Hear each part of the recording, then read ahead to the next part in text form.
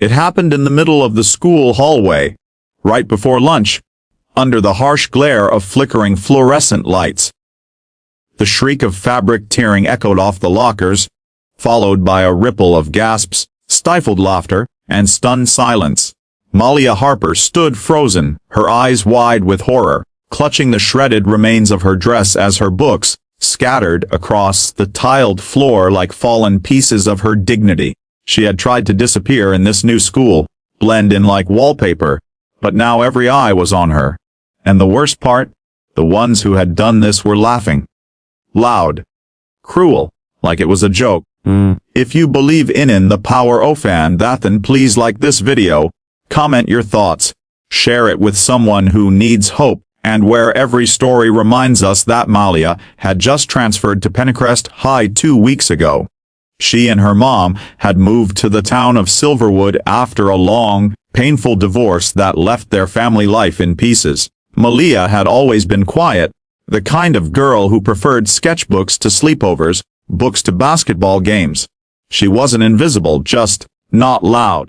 And in a high school where popularity was louder than the morning bell, being quiet was like painting a target on your back. She'd spent most of her first 2 weeks at Pennycrest eating lunch in the library, her eyes buried in her sketchpad, drawing scenes from the quiet forest behind their new house.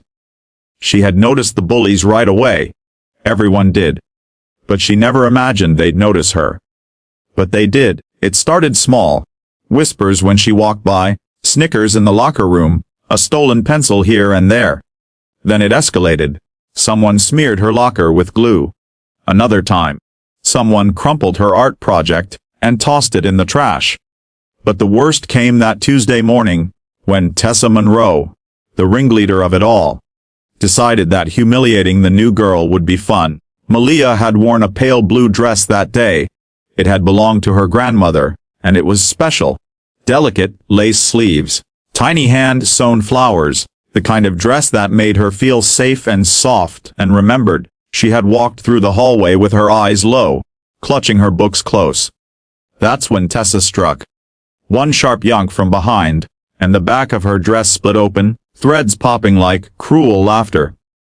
Gasps, then silence. Then a wave of laughter that felt like knives. Tears pricked Malia's eyes, but she didn't cry. She didn't scream. She just stood there, trembling. Tessa smirked. "Oops," she said, not even bothering to hide the sneer in her voice. "Didn't know it was that fragile." "Kinda like you." Something snapped in Malia. Not her dress, not her spirit, but something deeper. For the first time, she didn't retreat. She didn't run. She breathed. A long, deep breath.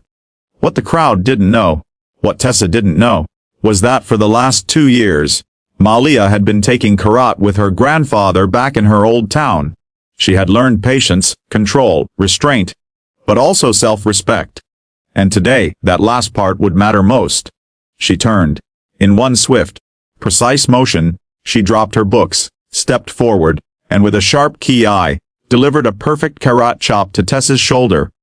Disarming, not damaging, but enough to send the older girl stumbling back, shocked. The hallway fell silent again, this time stunned. Tessa's eyes widened. Her friends, Jessie and Lauren, rushed to her side, but Malia didn't flinch. She stood tall, her voice calm, steady. "That was a warning," she said quietly. "Not all of us who are quiet are weak." And then she walked away, head held high. Even as her dress swayed in tatters, even as her heart pounded, she walked like someone who had nothing left to hide.